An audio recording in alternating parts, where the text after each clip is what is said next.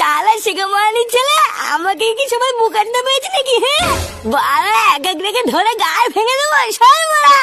এইসব তুমি কি বলছো? চুপ করো, বাবা বাড়িতে আছে। এই দেখ মাগে, ঘরের বউ ভুদা ঘরের বউর মতন থাকবি বুঝলি তো, ভাতারের উপরে কথা বলবি না বাড়া। এদিকে আমার সব পুঙ্গা মারা হয়ে যাচ্ছে আর তুমি সত্যি সাজছ। হ্যাঁ চালা অনেক দেখেছি বাড়া, আজ রাতে একটু হেসতে হেসতে করে ছাড়বো। এই কি হয়েছে রে? এত রাতে কি শুরু করে দিস তুই?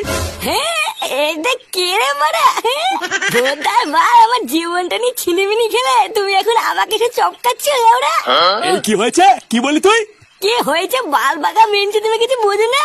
আমার এই সম্পত্তির ভাগ চাই মারা। অনেক ঢ্যামড়ামো দেখেছি, আর না বাড়া আমার ভাগ আমাকে বুঝিয়ে দাও, আমি চলে যাবো। এই কি কি কি কি বললি? তুই সম্পত্তির ভাগ নিবি? আরে হ্যাঁ ভুদার মাল নেবো তো, আর যদি আমি আমার ভাগ না পাই সব গুদ মারাবো। আলা শুনে বাচ্চা, এখনো নাক টিপলে দুধ বেরোয়, তুই আমাকে করে মারছিস? বোকা চোদা সেগো মানে ছেলে।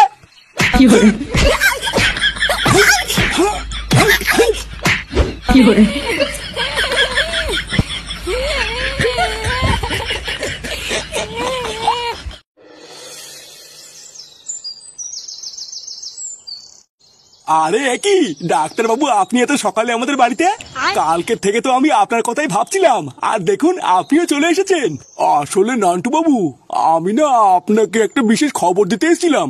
আরে ডাক্তার বাবু, আপনি আর আমাকে কত বিশেষ খবর দেবেন বলুন তো? সেই দিনকে রাত্রেবেলায় আপনার মুখ থেকে ওই খুশির খবরটা শুনে আমি যে কি খুশি হয়েছিলাম আপনাকে আর কি করে বলি। আর সেই খুশিতে খুশিতে আমি তো আমার সন্তানের নামও ঠিক করে রেখেছি।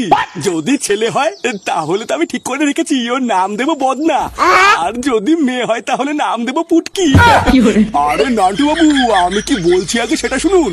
আরে আপনি এসব ছাড়েন তো, ওইসব তো পরেও হবে। চলুন চলুন ঘরে চলুন। আমার বাড়ি পর্যন্ত যখন এত কষ্ট করে চলে এসেছেন, তখন আমার গিন্নিকেও একবার দেখে যাবেন।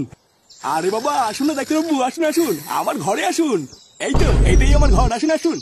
এই কি হলো বাড়া, এত সকালবেলায় আবার কোন খাকে চলে আসলো? না দেখতে হচ্ছে তা। আরে নাটু বাবু, আপনি খামোখাই উত্তেজিত হচ্ছেন।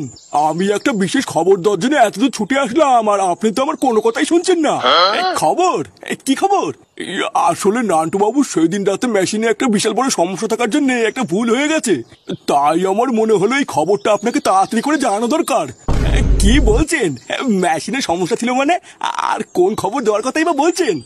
ইয়ে মানে সত্যি বলতে নান্টু বাবু, আপনার বউ প্রেগনেন্ট না?